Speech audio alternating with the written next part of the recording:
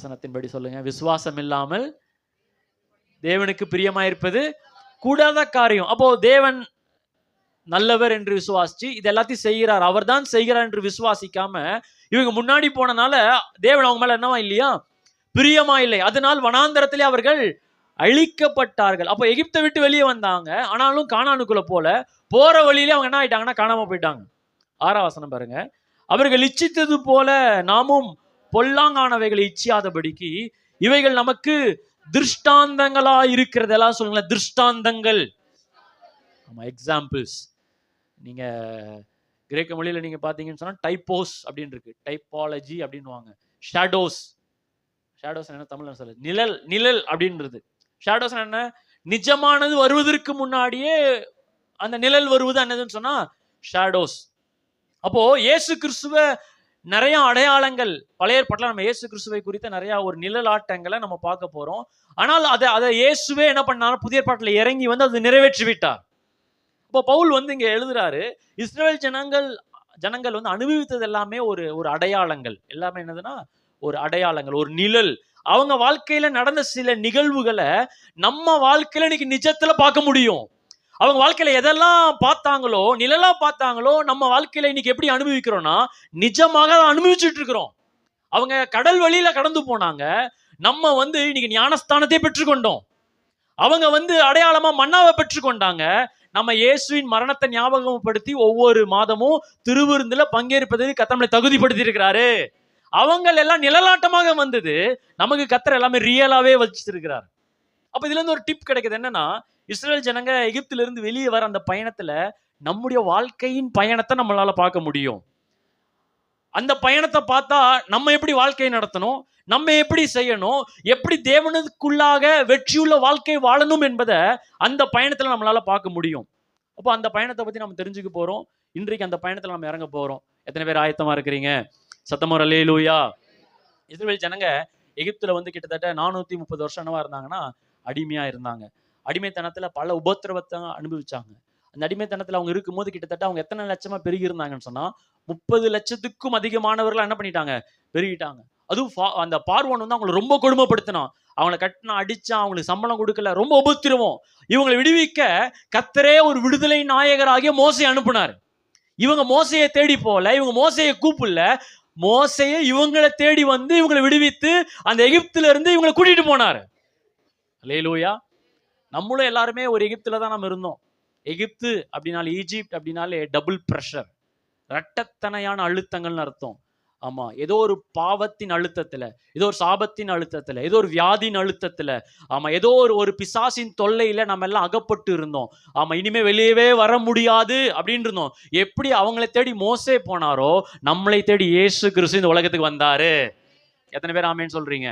அப்ப இந்த மோசையையும் இந்த இயேசுவையும் நீங்க பாத்தீங்கன்னா சில சிமிலாரிட்டிஸ் பார்க்க முடியும். டைப்பாலஜின்னு சொல்லுவாங்க. அதுதான் இதுல இருக்கிற மோசே கிட்ட இருக்கிற நிழல் எல்லாம் இயேசு வந்து நிஜமாக என்ன பண்ணினார்னா அவர் நிறைவேற்றினார். அப்போ மோசையும் நீங்க இயேசுவையும் ஒரு பெரிய ஒரு கம்பேரிசன் பண்ணா நிறைய சொல்லிட்டே இருக்கலாம். உதாரணத்துக்கு நீங்க சொல்ல போனா, மோசே பிறக்கும் போது அவர் ஒரு விசேஷித்த பிள்ளையா பிறந்தார்.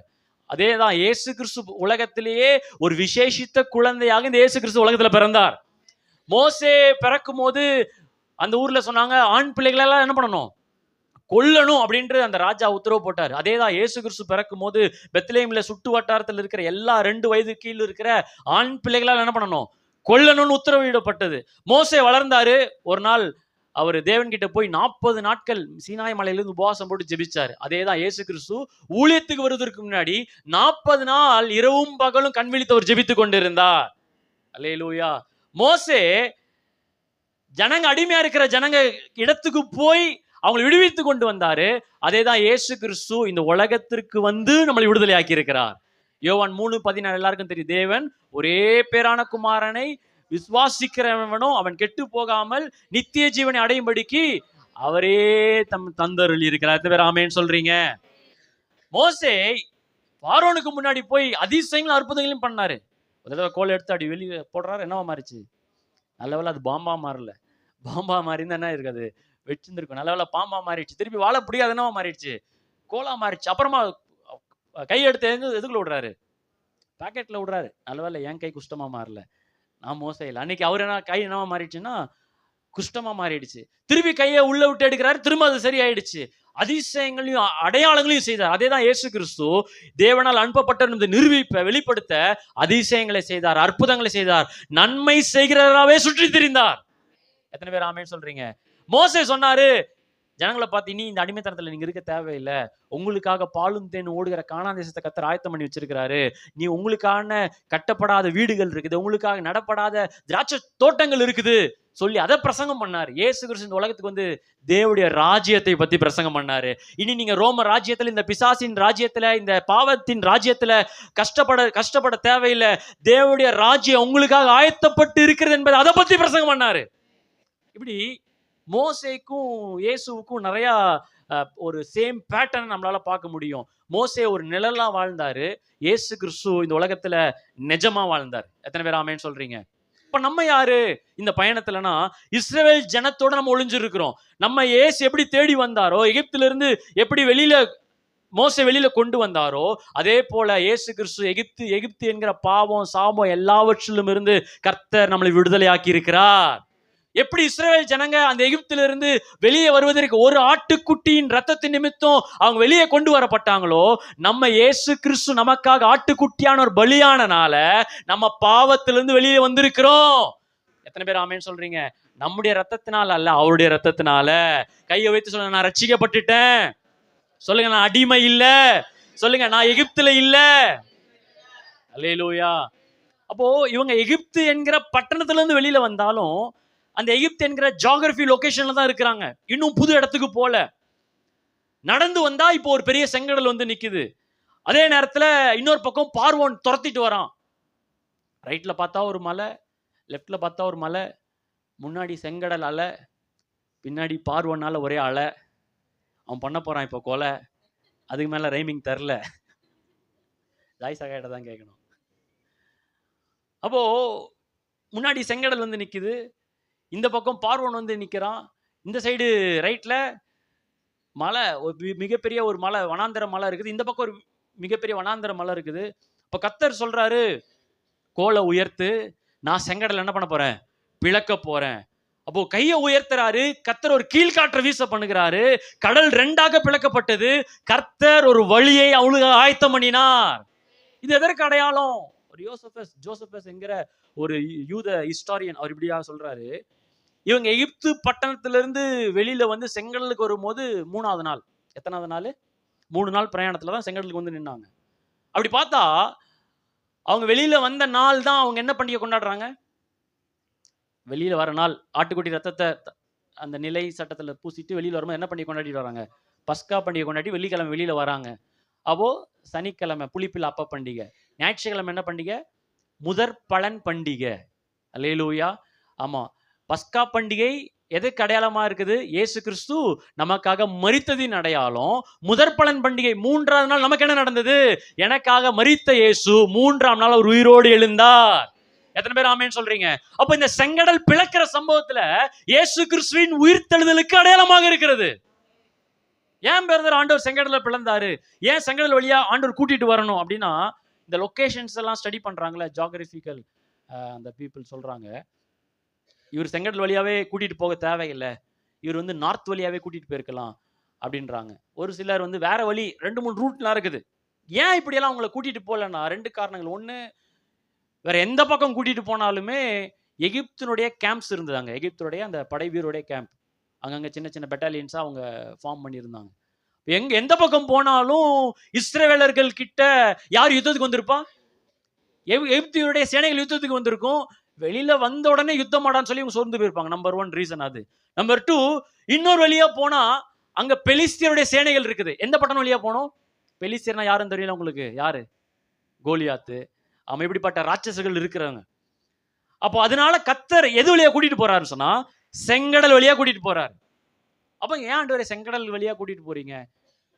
கூட்டிட்டு போகும்போது செங்கடல்ல பிளந்து வச்சிருந்திருக்கலாமே, கூட்டிட்டு போகும்போது செங்கடல்ல ஒரு ரோடு போட்டு வச்சிருந்திருக்கலாமே, ஒரு பாலம் கட்டி வச்சிருந்திருக்கலாமே. ஏன் செங்கடல் வழியா எங்களை கூட்டிட்டு போகணும்? செங்கடல் பைபாஸ் பண்ணாம ஏன் செங்கடல் வழியாவே எங்களை கூட்டிட்டு போகணும்? அப்படின்னா, இவங்க செங்கடல் வழியா போகாம வேற வழியா போயிருந்தாங்கன்னா ஒவ்வொரு நாளும் இவங்களுக்கு இரவுல எல்லாம் தூக்கமே வந்திருக்காது. பார்வோன் துரத்திட்டு வர மாதிரி கனவு வந்திருக்கும். எகிப்துல அடிமைத்தனத்துல அந்த அடிச்ச அடியும் மிதிச்ச மிதியும் அங்க ஏற்பட்ட ரத்த காயங்களும் அவங்கள நிம்மதியா வாழ விட்டுருக்காது. அல்லேலூயா. அதனால கர்த்தர் சொல்றாரு, ஏன் தெரியுமா உன்னை செங்கடல் வழியா கூப்பிட்டு வந்தேன்? உன்னை தொல்லை கொடுத்த கடந்த கால வாழ்க்கையாகிய பார்வோனின் சேனைகளை உன் கண்ணு முன்னாடியே செங்கடல் அமுக்கி அவங்களை நிர்மூலமாக்கி உன்னை ஜெயத்தோடு வாழ வைக்க நான் போகிறேன். இயேசுவின் உயிர்த்தெழுதல் அதுக்கு தான் அடையாளம். பழைய வாழ்க்கை முடிந்தது, எல்லாம் எனக்கு புதிதாய் மாறினது. எத்தனை பேர் ஆமேன்னு சொல்றீங்க? கை உயர்த்தி சொல்லுங்க. இயேசுவின் உயிர்த்தெழுதல் நிமித்தம் நான் புது சிருஷ்டியாய் மாற்றப்பட்டிருக்கிறேன். அல்லேலூயா.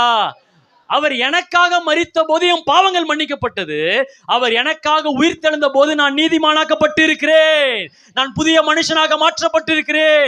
என் கடந்த கால வாழ்க்கையை கர்த்தர் எல்லாவற்றையும் சிலுவையில வெற்றி சிறந்துட்டாரு. எத்தனை பேர் ஆமேன்னு சொல்றீங்க?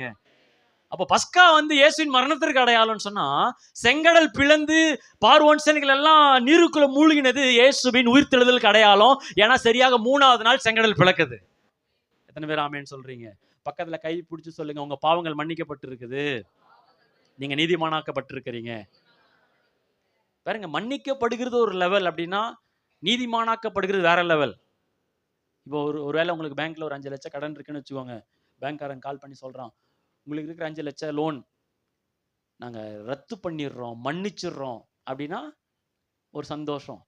அடுத்த நாள் அதே பேங்க்காரன் கால் பண்றான், என்ன சார் அதான் 5 லட்சத்தை அடைச்சிட்டீங்களா, அப்புறம் திருப்பி கால் பண்றீங்க அப்படின்னு. இப்ப சொல்றான், இப்போ உங்க பேர்ல 5 கோடி ரூபாய் டெபாசிட் பண்ணியிருக்கிறோம். எத்தனை பேர் ஆமேன்னு சொல்றீங்க? இப்ப மன்னிக்கப்பட்டது ஒரு லெவல் சொன்னா, அவருடைய மன்னிக்கப்பட்ட ரத்தத்தினால நம்ம நீதிமானாக்கப்பட்டு இருக்கிறோம். அவர் உயிர்த்தெழுந்தனால எந்த பாவமும் நீ ஆட்டி அடைக்க தேவையில்லை. என் வாழ்க்கை நீ தரித்திரத்திற்கு அடிமை இல்லை. எத்தனை பேர் ஆமேன்னு சொல்றீங்க? இனி கொடுமைப்படுத்துவதற்கு எந்த வியாதிக்கு அதிகாரம் இல்லை. எந்த வியாதி, வறுமை, கெட்ட பழக்கம், தவறான எண்ணங்கள் என்னை துன்புறுத்த அதிகாரம் இல்லை. ஏன்னா நான் இயேசுவுக்குள் உயிர்த்தெழுந்தவனாக இருக்கிறேன். 2 பேரை தட்டி சொல்லுங்க, நீங்கள் உயிர்த்தெழுந்தவர்கள். அல்லேலூயா. இப்போ செங்கடல் முடிஞ்சு 50 நாள் பிரயாணமா சீனாய் மலைக்கு போறாங்க. சீனாய் மலை ஒரு பெரிய லொகேஷன். ஆமா, இயேசு உயிர்த்தெழுந்த பிறகு 50வது நாள் என்ன நடக்குது? பெந்தேகோஸ்தே பண்டிகை. அப்போ அந்த பெந்தேகோஸ்தே பண்டிகை எங்க நிக்கிறாங்கன்னு சொன்னா, சீனாய் மலையின் கீழே நிக்கிறாங்க. அப்போ இயேசுவின் மரணம் பஸ்காவுக்கு அடையாளம், 3வது நாள் இயேசுவின் உயிர்த்தெழுதல் செங்கடல் பிளப்பதற்கு அடையாளம். அடுத்தது சீனாய் மலைக்கு 50 நாள் பிரயாணம் பண்ணி சீனாய் மலை கீழே நிக்கிறாங்க. அது பெந்தேகோஸ்தே பண்டிகைக்கு அடையாளமா இருக்குது. அப்போ இந்த சீனாய் மலையிலிருந்து செங்கடல்ல இருந்து சீனாய் மலை வரைக்கும் போறாங்க. 50 நாள் பிரயாணத்துல அவங்களுக்கு நியாயப்பிரமாணம் கிடையாது. எது கிடையாது அவங்களுக்கு? நியாயப்பிரமாணம் எப்போ கொடுக்கப்பட்டது? மோசே கிட்ட. எப்போ எந்த சீனாய் மலை கீழே வந்த பிறகுதான் உங்களுக்கு கொடுக்கப்பட்டது. அப்ப நல்லா கவனிங்க, செங்கடல்ல இருந்து 50 நாள் பிரயாணம் பண்றாங்க. 50 நாள் அவங்க நியாயப்பிரமாணத்துக்கு கீழே, எதற்கு கீழே அப்ப வாழ்றாங்கன்னு சொன்னா, கிருபையின் கீழே அவங்க வாழ்ந்து கொண்டு இருக்கிறாங்க. நாம எதற்கு கீழே வாழ்றோம்? சத்தமா சொல்லுங்களேன். ஆமா, ரோமர் 6ஆம் அதிகாரம் 14ஆம் வசனத்துல நான் வாசிக்கும் போது பவுல் சொல்றாரு, நீங்கள் நியாயப்பிரமாணத்திற்கு கீழ்ப்பட்டிராமல் கிருபைக்கு, எல்லாரும் சேர்ந்து வசனத்தை வாசிப்போமா? ரோமர் 6:14. நாம எதுல வாழ்ந்து கொண்டிருக்கிறோம்? நீங்கள் நியாயப்பிரமாணத்திற்கு கீழ்ப்பட்டிராமல் கிருபைக்கு ஆமா, கிருபைக்கு நம்ம பிரயாசப்பட்டீங்கன்னு சொல்றாரா, இல்ல கிருபைக்காக நீங்கள் ஜெபியுங்கள் அப்படி சொன்னீங்க? நீங்க கிருபைக்கு கீழ்பட்டு இருக்கிறபடியால் பாவம் உங்களை மேற்கொள்ள மாட்டாது. எத்தனை பேர் ஆமேன்னு சொல்றீங்க? கிருபைக்கு கீழே வாழ்றோம், நம்ம இயேசுவுக்கு கீழே வாழ்றோம். இயேசுவுக்கு கீழே வாழ்றோம்னா பாவம் நம்மளை மேற்கொள்ளாது. அல்லேலூயா. அப்போ இந்த செங்கடல்ல இருந்து இந்த சீனாய் மலை வரைக்கும் நீங்க வந்தீங்கன்னா, இந்த காலத்துல இஸ்ரேல் ஜனங்களுக்கு என்னென்ன நடந்தது, எப்படியெல்லாம் அவங்க பிரச்சனையை ஹேண்டில் பண்ணாங்க, என்னென்ன சூழ்நிலை வந்தது, என்ன கர்த்தர் செய்தார் என்பதை நம்ம ஸ்டடி பண்ணா, நாம் வாழ்கிற இந்த கிருபையின் காலத்திற்கான பலனை நம்மளால பெற்றுக்கொள்ள முடியும். எத்தனை பேர் என் கூட டிராவல் பண்றீங்க? அல்லேலூயா. நம்மளாம் எதற்கு இப்ப வாழ்ந்துட்டு இருக்கிறோம்? கிருபையின் கீழே வாழ்றோம். இப்ப கிருபையின் கீழே வாழ்றதுன்னா என்ன? இயேசுவு கீழே வாழ்றோம். அப்போ அதை எங்க இருந்து, அதை தான் பவுல் யாரை அடையாளப்படுத்துறாரு? நம்ம பயணத்தை, யாருடைய பயணத்தோட? இஸ்ரேல் பயணத்தோடு நம்மளை அடையாளப்படுத்தி அதை நிழலாட்டமா காட்டுறாரு. அப்போ அவங்க என்ன செஞ்சாங்கன்னு பார்த்தா, அதுல இருக்கிற வெளிப்பாடுகளை நம்ம வாழ்க்கையில பலனாக பெற்றுக்கொள்ள முடியும். இப்போ கிருபையின் கீழே வாழ்றதுன்னா என்ன அப்படின்னா, ஒரு 3 விஷயத்தை நான் சொல்ல போறேன். அந்த 3வது விஷயம் தான் இன்னைக்குள்ள பிரசங்கமே. அல்லேலூயா. சத்தமா அல்லேலூயா சொல்லுங்களேன். இப்போ முதல் பாருங்க, இஸ்ரேல் ஜனங்க எகிப்துல இருந்து சீனாய்க்கு வரும்போது, இந்த 50 நாள் பிரயாணத்துல நீங்க யாத்திராகமம் 14 17 வரைக்கும் நினைக்கிறேன். 14, 15, 16, 17, 18 கிட்டத்தட்ட 5-6 அதிகாரங்கள் இருக்குது. அதுல ஒருத்தர் கூட சாகடிக்கப்படல, ஒருத்தரை கூட தேவன் கொண்டு போடல, ஒருத்தர் கூட தேவன் அவங்க மேல கோபாக்கினை காட்டல. இத்தனைக்கும் இஸ்ரேல் ஜனங்க அவங்க பல தப்புகள் பண்றாங்க, முறுமுறுக்குறாங்க, கசப்பு வர மாதிரி பண்றாங்க, பேசுறாங்க, ரொம்ப தொல்லை கொடுக்குறாங்க. ஒரு இடத்துல மோசேவே டென்ஷனாய் சொல்றாரு, ஆண்டவரே என்னையே இவங்க என்ன பண்றாங்க, கல்லால் அடிச்சு சாகடிது கூட ரெடி ஆயிட்டாங்க ஆண்டவரே அப்படின்றாங்க. ஆனா இந்த எகிப்துல இருந்து சீனாய் மலை வரைக்கும் இந்த பிரயாணத்துல எகிப்து எதுக்கு கீழே வாழ்ந்து கொண்டிருக்கிறாங்கன்னா, நிழலாட்டமாக கிருபையின் கீழே வாழ்ந்துட்டு இருக்கிறாங்க. அந்த 50 நாட்கள் ஒருத்தர் கூட அவங்க வாழ்க்கையில மரணம் அடையவே இல்லை. அல்லேலூயா. ஆனா எப்போ நியாயப்பிரமாணம் கொடுக்கப்பட்டதோ அங்கே மரணம் ஏற்படுகிறது. எங்க நியாயப்பிரமாணம் இல்லையோ அங்கே கோபாக்கினை இல்லை, அங்கே தண்டனை இல்லை. ஏன்னா கிருபையின் கீழே வாழ்ந்து கொண்டிருக்கிறாங்க. நீங்க ரோமர் 4ஆம் அதிகாரம் 15ஆம் வசனத்துல பவுல் சொல்றாரு, ரோமர் 4:15, மேலும் நியாயப்பிரமாணம் கோபாக்கினை உண்டாக்குகிறது. வேற எதை கொண்டு வருதான்? கர்த்தருடைய கோபத்தை கொண்டு வருது. நியாயப்பிரமாணம் இல்லாவிட்டால் மீறுதல் இல்லை. அப்போ இப்ப நம்ம கிருபையின் கீழே வாழ்ந்துட்டு இருக்கிறோம், நமக்கு கோபாக்கினை வராது. எத்தனை பேர் ஆமென் சொல்றீங்க? நாம கோபாக்கினைக்கு கீழே இல்ல. கர்த்தருடைய கோபம் நம்மளை நாசப்படுத்தாது, நம்மளை தண்டிக்காது. நல்லா ஞாபகம் வச்சுக்கோங்க. உங்க வாழ்க்கையில இருக்கிற பிரச்சனை, ஆமா ஐயோ அது கர்த்தருடைய தண்டனை அப்படின்னு நினைக்காது. உங்க வாழ்க்கையில இருக்கிற சில சூழ்நிலை, சில குறைபாடுகள், கர்த்தர் என்னை குத்துறாரு, என்னை தண்டிக்கிறார் நினைக்காதீங்க. அப்படி நினைச்சு வந்திருந்தீங்கன்னா இன்னைக்கு உங்களை கர்த்தர் பேசிட்டு இருக்கிறாரு. தேவனுடைய கோபாக்கினை உங்க மேல இல்ல, ஏன்னா நீங்க கிருபையின் கீழே இருக்கிறீங்க. கையை வைத்து சொல்லுங்க, நான் கிருபையின் கீழே இருக்கிறேன். சொல்லுங்க, கோபாக்கினையோ தண்டனையோ எதிர்பார்த்து வாழ மாட்டேன். எத்தனை பேர் ஆமென் சொல்றீங்க? நிறைய பேர் எப்படி வாழ்றாங்கன்னா, எப்போ பார்த்தாலும் எனக்கு ஏதாவது நிச்சயம் எனக்கு கெட்டது நடக்கும் பிரதர், நான் நினைக்கிறேன் எனக்கு கெட்டது நடக்கும்னு நினைக்கிறேன், இந்த வருஷமே எப்படி இருக்குது, எனக்கு ஆரம்பமே அப்படி இருந்தனால எனக்கு இந்த வருஷமே கெட்டது. எப்பவுமே எதை எதிர்பார்த்துட்டு வாழ்றாங்க? கெட்டதை எதிர்பார்த்து வாழ்றாங்க. அது வேலை எல்லாரும் கொடுப்பாரு, எனக்குன்னு தரமாட்டார், தெரியும். எல்லாரும் கொடுப்பாரு, எனக்கு என்ன பண்ண மாட்டாரு, தரமாட்டாரு. எனக்கு அப்படிதான். ஏன்னா நான் என்ன தேவன் என்னை தண்டிக்கிறவர் அப்படின்ற ஒரு மனப்பான்மையில வாழ்ந்துட்டு இருக்கிறாங்க. ஆமா, எப்படி இருக்கிறீங்க பிரதர்? ரொம்ப நல்லா இருக்கேன் பிரதர், கிருபையால நல்லா இருக்கிறேன் பிரதர். அப்புறம் என்னாச்சு அந்த வேலை? ஆண்டவர் என்னவே சோதிக்கிறார் பிரதர் அப்படின்னுவாங்க. கிருபையால எப்படி இருக்கிறாங்களா, ஆனா தேவன் வேலையில என்ன பண்றாராம்? சோதிக்கிறாராம். தேவன் என் மேல ரொம்ப கோபமா இருக்கிறாரு. ஆமா, தேவன் எனக்கு தண்டிக்கிறார் பிரதர் அப்படின்னு. தேவன்லாம் நம்மளெல்லாம் தண்டிக்க ஆரம்பிச்சா நம்மளாம் இல்பொருளா மாறிடுவோம் நம்மலாம். ஆனா நம்ம மேல அவர் கிருபையாய் அவர் இருக்கிறார். அப்போ இப்படிப்பட்ட தவறான எண்ணங்களை நம்ம நிராகரிக்கணும். இப்போ இன்றைக்கு ஏதோ ஒரு சூழ்நிலையில ஏதோ ஒரு சம்பவம் உங்க வாழ்க்கையில ஏற்பட்டு இருக்கலாம். யாரோ உங்க வாழ்க்கையில உங்க குடும்பத்துல யாரோ ஒருத்தரால பலவீனப்பட்டு இருக்கலாம். நல்லா கவனிங்க, அது தேவனுடைய கோபாக்கினை இல்லை, அது நீங்க செய்த தவறாக இருக்கலாம், இல்ல பிசாசு செய்கிற காரியங்களா இருக்கலாம். அதற்கு நம்ம எதிர்த்து நிற்க பழகினாதான் நம்மளால வெற்றியுள்ள வாழ்க்கையை வாழ முடியும். நாம நல்லா இருக்கணும்னு ஆசைப்படுகிற தேவன் அவர் மாத்திரம்தான். எத்தனை பேர் ஆமென் சொல்றீங்க? பக்கத்துல கை சொல்லலாம், அவர் ரொம்ப நல்லவர் சொல்லிடுங்க. என்ன மாதிரி தேவன் சொன்னா, இவங்க பாருங்க, இந்த எகிப்துல இருந்து சீனாய் மலை வரைக்கும் நிறைய தப்பு பண்றாங்க. 430 வருஷம் அடிமைத்தனத்துல இருந்து பயங்கர கொடுமைகள் சம்பவிச்சு இப்ப செங்கடல் முன்னாடி வந்து நின்னா மோசையை பார்த்து சொல்றாங்க ஒரு டைலாக். அவங்களுடைய ஃபெமிலியர் டைலாக் என்னன்னா, என்ன மோசே இப்படி பண்ணிட்ட, நீ அங்க கலர் இல்லையா எங்களை இங்க கொண்டு வந்த, நாங்க அங்கே நல்லா இருந்திருப்போமே மோசே, ஒட்டு மொத்தமா இங்கே எங்களை புதைச்சு எங்களை மண்ணோட மண்ணாக்க போறியா மோசே அப்படின்ட்டு முறுமுறுக்க ஆரம்பிக்கிறாங்க. அப்போ இந்த டைலாக்கை கேட்டிருந்தா நமக்கு ஏதோ பண்ணணும் போல தோணுதா இல்லையா? இவனுங்களை என்ன பண்ணக்கூடாது, சும்மா விடக்கூடாது. ஆமா, செங்கடலை பிளக்கிறமோ இல்லையோ 2 பேரை பலடா மோசே அப்படின்னு இருக்கலாம் ஆண்டவர். ஆனால் அந்த கோபாக்கினையை காமிக்கல, ஏன்னா அவங்க கிருபையின் கீழே வாழ்றாங்க. இன்னும் கொஞ்சம் முன்னாடி போறாங்க, அங்க தண்ணீர் இல்ல, அங்க உள்ள தண்ணீர் பார்த்தா குடிச்சா அது கசப்பா இருக்குதான். உடனே திரும்ப அதே டைலாக், இன்னும் மோசே எங்களை சாகடிக்க கூட்டு வந்தியா, அங்க கல்லறை இல்லைன்னா இங்க கூட்டு வந்த எங்களை, இந்த மண்ணிலேயே எங்களை மண்ணாக்கி அப்படின்னு அதே டைலாக். இப்போ மோசே நினைச்சிருப்பாரு, டே டைலாக் தான் பேசுறீங்கடா, மாத்தியாவது பேசுங்களேன்டா, அதே டைலாக திரும்ப திரும்ப திரும்ப பேசுறீங்களேடா. உடனே ஆண்டவர் மோசே பார்த்து சொல்றாரு, மோசே அங்க தெரியுதாடா மரம், ஆண்டவர் 2 பேரை தூக்கில போடணுமா சொல்லுங்க. இல்ல அந்த மரத்தை வெட்டி எதுல போடு, தண்ணீர்ல போடு. அந்த தண்ணீர் என்னவா மாறிச்சு, மதுரமா மாறிச்சு. ஏன்னா கிருபை எவ்வளவு முறுமுறுத்தாலும் ஆமா அவர்களுக்கு கர்த்தர் கிருபையானவராகவே இருந்தார். அல்லேலூயா.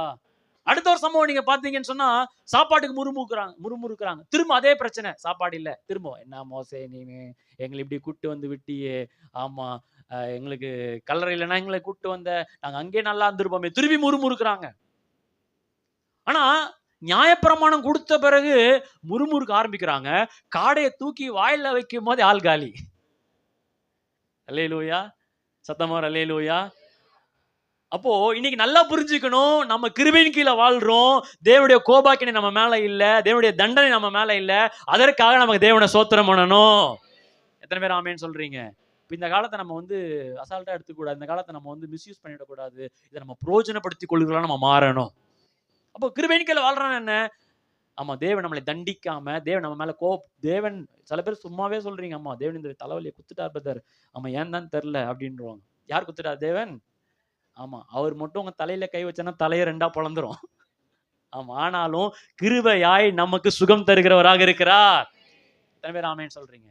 அப்போ அதுதான் கிருபையின் கீழே வாழ்றோன்னு, தேவன் நம்மளை தண்டிக்கிறவர்கள்ல நமக்கு நல்லவராக இருக்கிறார். ரெண்டாவது, கிருபையின் கீழே வாழ்றோம்னா எல்லா நன்மையும் இலவசமாக நமக்காக செய்து முடிக்கிறார். எத்தனை பேர் ஆமேன்னு சொல்றீங்க? பக்கத்துல கைப்பிடிச்சு சொல்லுங்க, எல்லா நன்மையும் இலவசம் சொல்லுங்க. ஆமா, செங்கடல் பிளக்கும் போது அவங்க சொன்னாரா, எல்லாரும் உபவாசித்து ஊக்கமாய் ஜெபியுங்கள், நான் அப்பொழுது உங்களுக்கு செய்வேன், செய்யாமற் போவேன், அப்படி நான் கடந்து வந்து அப்படின்னு எதாவது சொன்னாரா? இல்ல. நீங்க வரீங்களோ இல்லையோ, நான் உங்களுக்காக செங்கடல் என்ன பண்றேன், விளக்குறேன். மன்னா வேணும்னு கேட்கும் போது உங்க குவாலிஃபிகேஷன் என்ன படிச்சுக்கிறீங்க, ஆமா எவ்வளவு வாய் பேசுறீங்க தெரியுமா, உங்களுக்கு மன்னாவா கொடுக்கணும், இருறா உங்களெல்லாம் கல்லாதான் அப்படின்னு இல்ல. ஆமா, அவங்க பரிசுத்தத்தை கேட்கல, அவங்க ஜெபத்தை கேட்கல, அவங்க காணிக்கை போட்டியான்னு கேட்கல. ஆமா, ஏன்னா கிருபையாய் இருந்தனால அவர்களுக்கு எல்லா நன்மைகளையும் இலவசமாக கர்த்தர் கொடுத்தார். அல்லேலூயா. அப்போ ஒவ்வொரு நாளும் அவருடைய நன்மைகளை எதிர்பார்த்து வாழ்கிறவங்க நம்ம வாழ கத்துக்கணும். எத்தனை பேர் ஆமேன்னு சொல்றீங்க? பக்கத்துல கை பிடிச்சு சொல்லுங்க, கர்த்தருடைய தயவை, கிருபைய எதிர்பார்த்து வாழுங்க. ஒவ்வொரு நாள் எந்திரிக்கும் போதே இன்றைக்கு எனக்கு நல்லது நடக்கும் எந்திரிங்க. எந்திரிக்கும் போதே சே என்ன நாளும் இது என்ன நடக்கும், யார் மூஞ்சில முழிச்சேன், ஐயோ யோ மூஞ்சி இல்லையா, சில பேர் கண்ணாடியில பார்த்து ஐயோ பேயின்றாங்க முழிக்கும் போதே. அப்போ மனுஷன் முகத்துல முழிச்சனால இல்ல, ஆமா இவன் யார் முகத்துல முழிக்கிறோமோ இல்லையோ, தேவன் என் கூட இருக்கிறனால எல்லா நாளும் எனக்கு நல்ல நாளா ஆகும். அல்லேலூயா. சிலர் வண்டி ஓட்டும் போது டக்குன்னு பூனை குறுக்க வந்துச்சுன்னா, ஆமா அன்னைக்கு ஒரு நாள் எங்க வீட்டுல இருந்து வண்டி இறக்குறேன், வீட்டுக்குள்ள 2 லேடிஸ் இருந்தாங்க. அது எப்பவும் ஓடுற பூனை அடி சர்க்குன்னு போயிடுச்சு. தம்பி இருப்பானாங்க. சரி ஏதோ வண்டி நம்ம தான் தப்பாங்க இஷ்டமா அதுக்காக நிப்பாட்டுறாங்களே, இல்லப்பா பூனை இப்பதான் போச்சு, 2 நிமிஷம் கழிச்சு பண்றான். நான் நினைச்சேன் பூனை என்னைய பார்த்துட்டு ஐயோ இவன் கன்றா வந்துட்டானா அப்படின்ட்டு அது போயிருக்கும். அப்போ பூனைக்கோ ஆமா எதுக்கும் நம்ம பயப்பட தேவையில்லை, கெட்டதை எதிர்பார்க்க தேவையில்லை. ஏன்னா நம்மோடு நன்மை செய்கிற தேவன் இருக்கிறாரு. தினம் தினம் கர்த்தர் எனக்கு ஏதாவது நன்மைகள் செய்ய வல்லவராக இருக்கிறாரு. எனக்காக சகலவற்றையும் செய்கிற தேவனாக அவர் இருக்கிறாரு. எனக்காக வாசல்கள் திறக்கப்படும். எத்தனை பேர் ஆமேன்னு சொல்றீங்க? கை வைத்து சொல்லுங்க, என் திருமணங்கள் ஆசீர்வதிக்கப்படும். சொல்லுங்க, என் பொருளாதாரம் ஆசீர்வதிக்கப்படும். நான் இயேசுவை பார்க்க போறேன். சொல்லுங்க, நன்மையா நல்லா வாழ போறேன். எத்தனை பேர் ஆமேன்னு சொல்றீங்க? சத்தமா அல்லேலூயா. ஒவ்வொரு நாளும் சொல்ல, ஆண்டவர் நீங்க என்ன நேசிக்கிறீங்களே, நீங்க என்ன செய்யணும்னு சொல்லுங்க, நான் செய்யறேன். ஆமா, நீங்க சொல்றதை நான் செஞ்சேன்னு சொன்னா நான் குறைவில்லாம நான் வாழுவேன். ஹட்சன் டெய்லர் சொல்லும்போது சொன்னார், கர்த்தருடைய சித்தத்தை கர்த்தருடைய வழியில செய்தோம்னா எல்லா தேவைகளும் சந்திக்கப்படுமா. திரும்ப சொன்ன, கர்த்தருடைய சித்தத்தை கர்த்தருடைய வழியில செய்தோம்னா எல்லா தேவைகளையும் அவர் பார்த்துக்கொள்கிற தேவனாக இருக்கிறார். ஒவ்வொரு நாளும் அதை அனுபவிச்சு வாழ ஆரம்பிங்க. நான் ஊழியத்தில் அதிகமாக அதை அனுபவிச்சுட்டு இருக்கிறேன். போன மாசத்துல கூட இந்த டிசம்பர் மாசம் லாஸ்ட்ல 2-3 மாசத்துக்கு முன்னாடி சும்மா ஒரு பிளான் பண்ணேன். ஒரு திடீர்னு ஒரு ஆவியில ஒரு ஏந்துதல், இந்த மாதிரி மின்டல் நம்ம சண்டே கிளாஸ் ஒரு நிகழ்ச்சி நடத்தலாம். அப்போ பசங்கிட்ட கேட்கும்போது எங்க நடத்தலாம், ரோட்ல நடத்தலாமா, இங்க ஏதாவது சமுதாய நல்ல கூட மாதிரி பக்கத்துல காட்டினாங்க. உடனே எல்லாம் இது பண்ணி டேட்லாம் ஃபிக்ஸ் பண்ணியாச்சு. இப்போ கிட்ட நெருங்கன்னா பட்ஜெட் ரொம்ப டைட் ஆகுது. அப்புறம் பாஸ்டர் என்னை பார்த்து திட்ட ஆரம்பிச்சாரு, எதுக்கு நீ தேவையில்லாமல் இந்த மீட்டிங்ஸ்லாம் பண்ண, நம்ம வருஷ கடைசியில் ஏகப்பட்ட செலவுகள் இருக்குது, கிட்டத்தட்ட 1.5 லட்ச ரூபாய்க்கு மேலே செலவு இருக்குது, இந்த இது வேற எக்ஸ்ட்ரா நமக்கு போர்டன், அந்த டைமில் மூலியக்காரர் வேற இன்வைட் பண்ணிட்டோம், இதை பற்றி யோசிக்கல நம்ம, இந்த கேலண்டர், இந்த வாக்குத்தத்தம், இந்த மண்டப செலவு இதை பற்றி யோசிக்காம பண்ணியாச்சு. ஆனாலும் ஒரு இது தேவன் ஏற்படுத்திட்டாரு, அவருடைய சித்தம், அவருடைய வழியில் நம்ம செய்வோம், அவர் தேவையில் என்ன பண்ணுவார், பார்த்துக்கொள்ளார். ஆனால் நாங்கள் நினச்சி பார்த்த விட தேவன் அற்புதமாக எல்லாவற்றையும் செய்து முடித்தார். எத்தனை பேர் ஆமேன்னு சொல்றீங்க? ஒவ்வொரு காரியத்திலையும் கர்த்தருடைய சித்தத்தை கர்த்தருடைய வழியில செய்யும் போது அவர் நன்மை செய்கிற தேவனாக அவர் இருக்கிறார். அல்லேலூயா. அப்போ நன்மைகள் என்னன்னா இலவசமானது. எத்தனை பேர் ஆமேன்னு சொல்றீங்க? ஏன்னா நம்ம எதுக்கு கீழே வாழ்ந்துட்டு இருக்கோம்?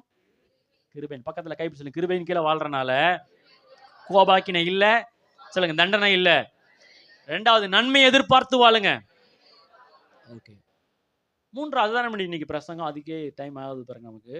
ஒவ்வொரு பிரச்சனைக்கும் ஒரு தீர்வை தேவன் கொண்டு வருகிறார் பாருங்க. இந்த செங்கடலாக இருக்கட்டும், அடுத்த அதிகாரத்துல மாறாவின் தண்ணீராக இருக்கட்டும், அதுக்கு அடுத்த அதிகாரத்துல கண்மலை அடிக்கிற சம்பவமா இருக்கட்டும், அதுக்கப்புறம் அமலேக்கியருடைய போராட்டம், மோசே வந்து தோக்குறாங்க, 2 பேரும் என்ன பண்றாங்க, கையை பிடிக்கிறாங்க, அந்த சம்பவமா இருக்கட்டும். அதற்கு பிறகு நீங்க பாத்தீங்கன்னா இந்த சீனாய் மலைக்கு போறதுக்குள்ள மன்னா தருகிற அற்புதமா இருக்கட்டும், போறதுக்குள்ள கிட்டத்தட்ட 4 இருந்து 5 அற்புதங்கள் நடக்குது. இந்த 5 சம்பவத்திலையும் தேவன் தீர்வை தருகிறார். இந்த 5 பிரச்சனைக்குமே தேவன் 5 விதமான வித்தியாசமான தீர்வை கொடுக்கிறார். அல்லேலூயா. So what I want to submit is, நான் என்ன சொல்ல வரேன்னா, கிருபையின் கீழே வாழும் பொழுது ஒவ்வொரு பிரச்சனைக்கும் ஒரு தீர்வை தேவன் ஏற்கனவே ஆயத்தம் பண்ணி வச்சிருக்கிறாரு. அந்த சொல்யூஷனை, அந்த அந்த அதற்கான தீர்வை அந்த பிரச்சனைக்குள்ளே கர்த்தர் ஒளிச்சு வச்சிருக்கிறார். எத்தனை பேர் ஆமென் சொல்றீங்க? எதற்குள்ள ஒளிச்சு வச்சிருக்கிறாருன்னா, ஆமா, ஒரு அந்த பிரச்சனைக்குள்ளேயே அந்த தீர்வு என்ன பண்ணிருக்காரு, ஒளிச்சு வச்சிருக்கிறாரு. ஒரு வெளிப்பாட்டுக்குள்ள ஒளிச்சு வச்சிருக்கிறாரு. எதற்குள்ள ஒளிச்சு வச்சிருக்கிறாரு? இப்போ ஒரு பிரச்சனை வருதுன்னு வச்சுக்கோங்களேன், ஆண்டவரே எனக்கு தீர்வு சொல்லுங்க, சொல்யூஷன் சொல்லுங்க ஆண்டவரே. உடனே ஆண்டவர்ல உன சொல்யூஷன் நான் ரெடி பண்ணிட்டேன்டா அப்படின்றார். ஓ தேங்க்யூ ஜீசஸ், காமிங். அப்புறம் பார்த்தா யாரை காட்டுறாருன்னா இயேசுவே காட்டுறாரு. என்ன ஆண்டவரே, பிரச்சனைக்கு தீர்வை காட்ட சொன்னா நீங்க யாரை காட்டுறீங்க? உன் பிரச்சனைக்கு தீர்வே நான் தான்டான்னு சொல்றேன். எத்தனை பேர் ஆமென் சொல்றீங்க? அல்லேலூயா. அப்போ குறைபாடுகளின் மத்தியில இயேசு கிறிஸ்துவை பார்க்க ஆரம்பிச்சோம்னா அந்த இயேசு கிறிஸ்துவுக்குள்ள சகல தீர்வுகளும் இருக்கிறது. பக்கத்துல கைப்பிடி சொல்லுங்க, பிரச்சனைக்கான தீர்வு இயேசு கிறிஸ்துவுக்குள்ள வெளிப்பாட்டுக்குள்ள இருக்கு. அல்லேலூயா. அப்போ பிரச்சனை வரும்போது தீர்வை நம்பி போன ஏமாந்துட முடியும். ஆனா பிரச்சனை நேரத்துல இயேசுவை பார்த்தோம்னா தீர்வை பார்க்க முடியும், தீர்வை பார்த்தோம்னா இயேசுவை பார்க்க முடியும். ஏன்னா இயேசு தான் எல்லா பிரச்சனைக்கும் தீர்வாக இருக்கிறார். அல்லேலூயா. சொல்லுங்களா, your solution is in the revelation. எந்த வெளிப்பாட்டுக்குள்ள இருக்கு? இயேசு கிறிஸ்து என்கிற வெளிப்பாட்டுக்குள்ள இருக்குது. அப்போ இயேசு கிறிஸ்துவை பற்றின வெளிப்பாடு தான் எல்லா பிரச்சனைக்கும் ஒரு தீர்வை ஏற்படுத்துகிறதாக இருக்கிறது. கையை வைத்து சொல்லுங்களேன், எனக்கு தேவைப்படுகிற ஒவ்வொரு தீர்வும் இயேசுவின் வெளிப்பாட்டுக்குள் இருக்கிறது. சொல்லுங்க, நான் இயேசுவை பார்க்கும்போது நான் தீர்வை பார்க்கிறேன். அல்லேலூயா. ஒரு 2 நிமிஷம் கையை வச்சு சொல்லுங்களேன், நான் இயேசுவை பார்க்கணும், ஆண்டவரே, I want to see you. ஆமா இயேசுவே, நான் உங்களை பார்க்கணும், வார்த்தையில நான் பார்க்கணும், வசனத்தின் வெளிப்பாடுகளை நான் பார்க்கணும். உங்களை பார்க்கத்தக்கதான மனக்கண்களை எனக்கு திறந்து கொடுங்க. ஹல்லேலூயா. அப்போ ஒவ்வொரு வாரமும் நம்ம இயேசுவை பார்க்கிற வாரமாக மாற்ற போகிறோம். எத்தனை பேர் ஆமென் சொல்றீங்க? பக்கத்துல 2 பேர் தட்டி சொல்லுங்க, ஜீசஸ் ரெவலேஷன் சொல்லுங்க. ஹல்லேலூயா. அப்போ இனி வருகிற நாட்கள்ல இயேசு கிறிஸ்துவை பற்றி பார்க்க போறோம். ஏன்னா அந்த இயேசு கிறிஸ்துவுக்குள்ளதான் நம்முடைய பிரச்சனைக்கான தீர்வு இருக்கிறது. அல்லேலூயா. அப்போ கிருபையின் கீழே வாழ்கிற இவங்க பிரச்சனை வந்த ஒவ்வொரு பிரச்சனைக்கும் தீர்வை கொடுத்தார். அந்த தீர்வு இயேசுவின் வெளிப்பாட்டுக்குள்ள வைத்து கொடுக்கிறார். எதுக்குள்ள வச்சு கொடுக்கிறாரு? இப்போ நீங்க ஒரு ஃபோன் கடைக்கு போறீங்க, ஃபோன் வாங்குறீங்கன்னா ஃபோன் எதுல வச்சு கொடுப்பாங்க? ஒரு நல்ல ஒரு பாக்ஸ் இருக்கும். அந்த பாக்ஸ் திறந்தீங்கன்னா மேல பேப்பரா இருக்கும். அதுக்கப்புறம் ஒரு இது மாதிரி இருக்கும். அது கீழே தானே வச்சிருப்பாங்க. அந்த பேப்பர்லாம் யாரும் படிச்சு கூட பார்க்கறது இல்லை. அப்படியே தூக்கி போட்டு நம்ம ஃபோன் இருந்தால் போதும். அப்போ ஃபோன் ஒரு பாக்ஸ். பீஸா கடைக்கு போறீங்க, பீஸா வாங்கும் போது ஒரு துண்டு பீஸாவை கொடுப்பான்.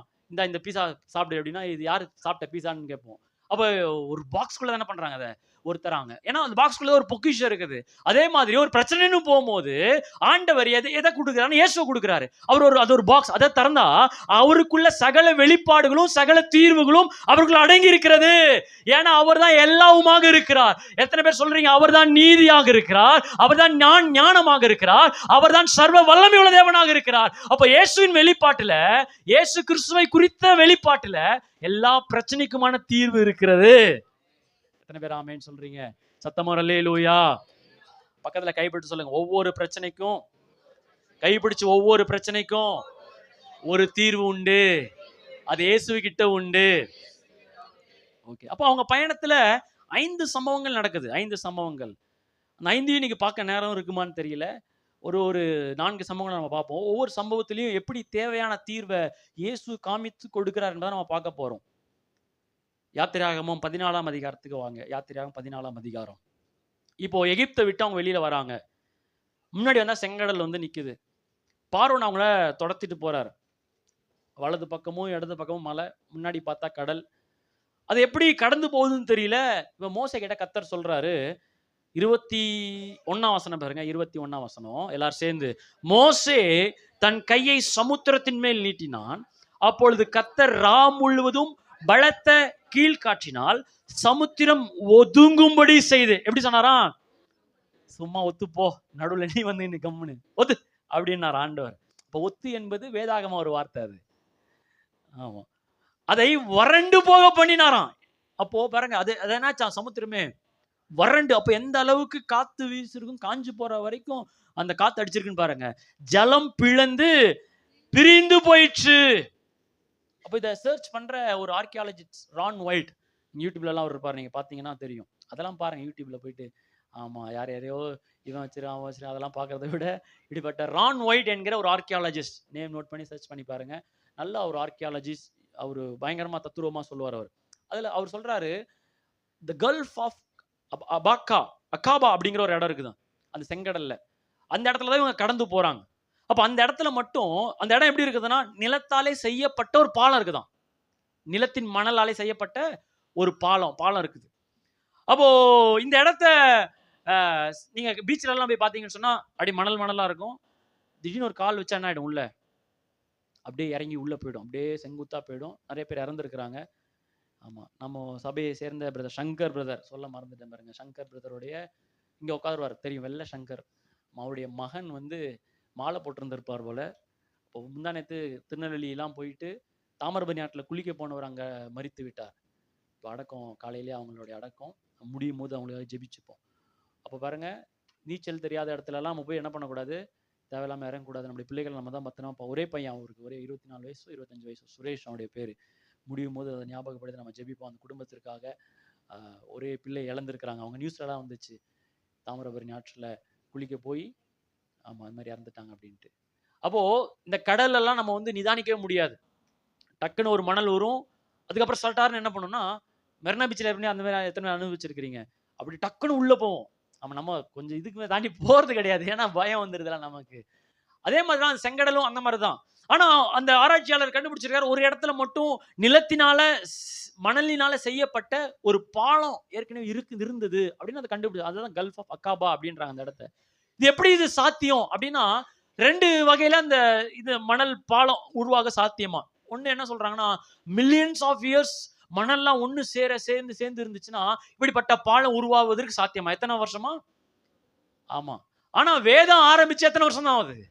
6000 வருஷம் தான் ஆகுது. 6000 வருஷம் தான் இந்த உலகமே உருவாகி 6000 வருஷம் தான் ஆகுதுன்ட்டு சயின்ஸும் ப்ரூவ் பண்ணியிருக்கிறாங்க.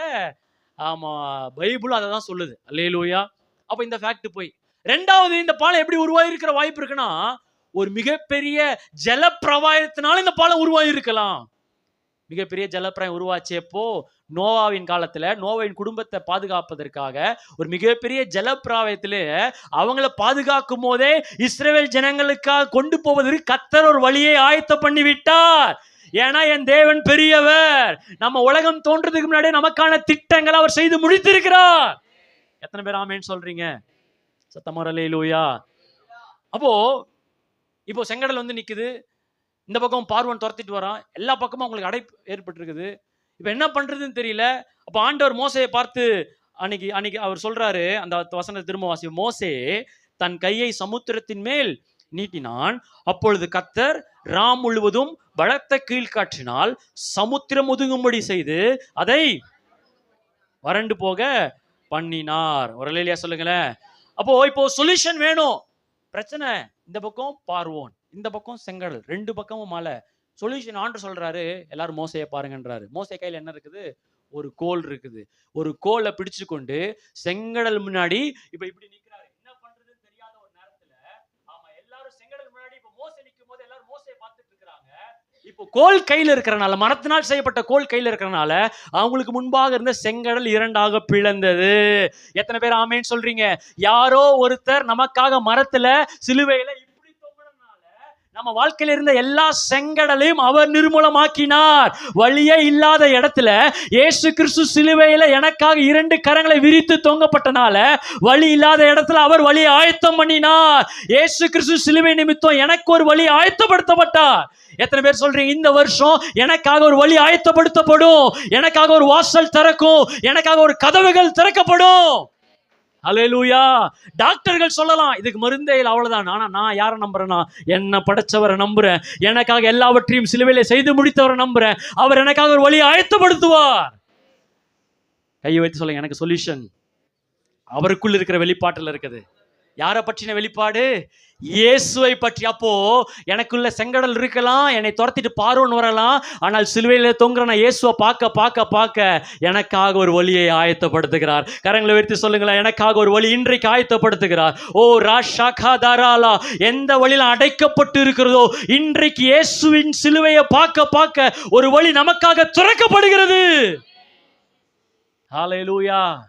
அதான ஒரு பாட்டல் பாடுவாங்களா, வழி செய்பவர், அற்புதம் செய்பவர், வாக்கு மாறாதவர், இருளின் வெளிச்சமே, நீரே நீரே பாத்திரரே.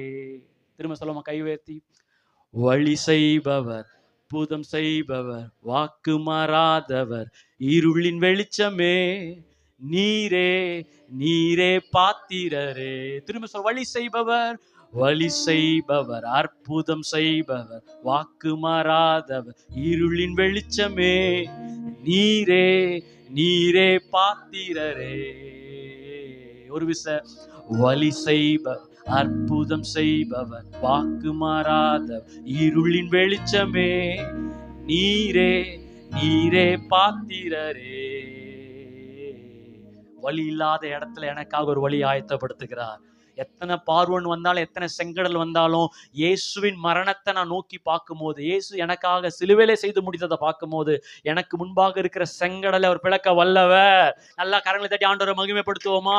ஹல்லேலூயா. நல்லா கரங்களை தட்டி, எங்கே வழி இல்லையோ அவர் வழியை உண்டாக்குவார். தேவனை ஆராதிக்க ஆராதிக்க எனக்காக வழிகள் திறக்கப்படும். ஹல்லேலூயா. அப்ப எல்லா பிரச்சனைக்குமான தீர்வு இயேசுவின் வெளிப்பாட்டுக்குள்ள இருக்குது. அப்ப எந்த வெளிப்பாட்டுக்குள்ள? அவருடைய மரணத்தை பார்க்கும்போது நமக்காக ஒரு வழி ஆயத்தப்படுத்துகிறார். அல்லேலூயா. அடுத்த அதிகாரம் வந்தீங்கன்னா 15ஆம் அதிகாரம் வாங்க, கடகடன்னு பார்க்க போறோம். இப்போ முன்னாடி போறாங்க, அங்க தண்ணீர் இல்லை. 3 நாள், எத்தனை நாள் போனாங்க தெரியல. கையில இருந்த பாட்டில்ஸ் எல்லாமே காலி. இப்போ ஒரு இடத்துல குளம் போல தண்ணீர் இருக்குது, அது ஒரே கசப்பா இருக்குது. அதற்கு பேர் என்னவா? மாறா. திரும்ப அதே டயலாக், என்ன மோசே எங்களை கொள்ளதான் இங்க கூட்டிட்டு வந்தியா? அங்க கல்லறை இல்லைன்னா எங்களை இங்க கூட்டிட்டு வந்த, ஏன் மோசே இப்படி பண்ற? அதே டயலாக். உடனே 25 வசனம் பாருங்க, 15ஆம் அதிகாரம். மோசே அவர்களை நோக்கி கூப்பிட்டான். அப்பொழுது கர்த்தர் மோசேக்கு ஒரு மரத்தை காண்பித்தார்.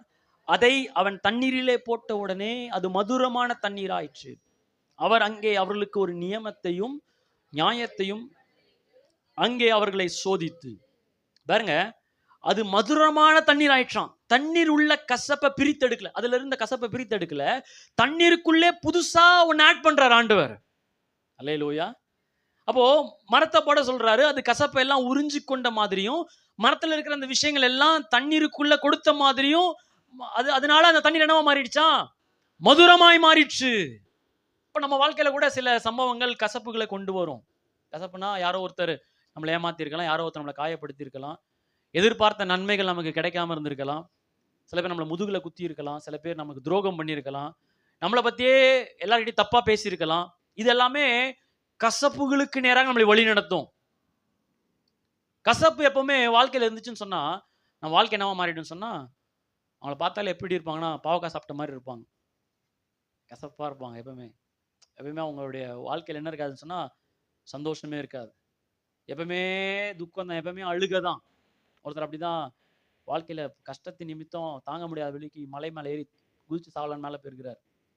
போன உடனே அங்க ஒருத்தர் பார்த்துட்டு சொல்லியிருக்காரு, ஏன்பா ஏன்பா என்னப்பா பண்ற, யோப்பா பிரச்சனை எல்லாம் சொல்லுப்பா அப்படின்னா. உடனே அவன் பிரச்சனை எல்லாம் சொல்ல சொல்ல 2 மணி நேரம் சொல்லியிருக்கிறான். சொல்லி முடிச்சோன்னே இவர் கேட்டவர் குதிச்சு செத்துட்டார். ஓ, கசப்போடு வாழ்ந்தனா மற்றொரு என்னவா ஆக்கிடுவோம், நம்ம கசப்பா மாத்திடுவோம்.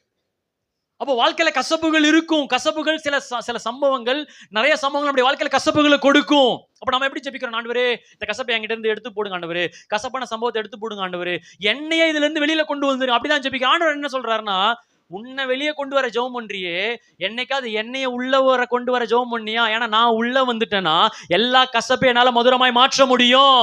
எத்தனை பேர் ஆமேன்னு சொல்றீங்க? இந்த கசப்பை மதுரமாக என்னால மாற்ற முடியும்.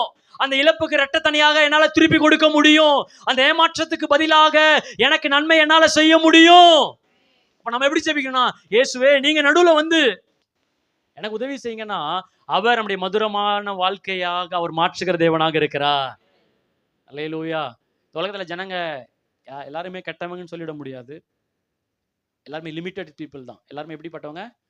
லிமிட்டட். எல்லாராலும் எல்லாரையும் என்ன பண்ண முடியாது, புரிந்து கொள்ள முடியாது. அப்போ நம்ம உணர்வுகள் எல்லா நேரத்திலையும் அவங்களால என்ன பண்ண முடியாதுன்னா புரிஞ்சு கொள்ள முடியாது.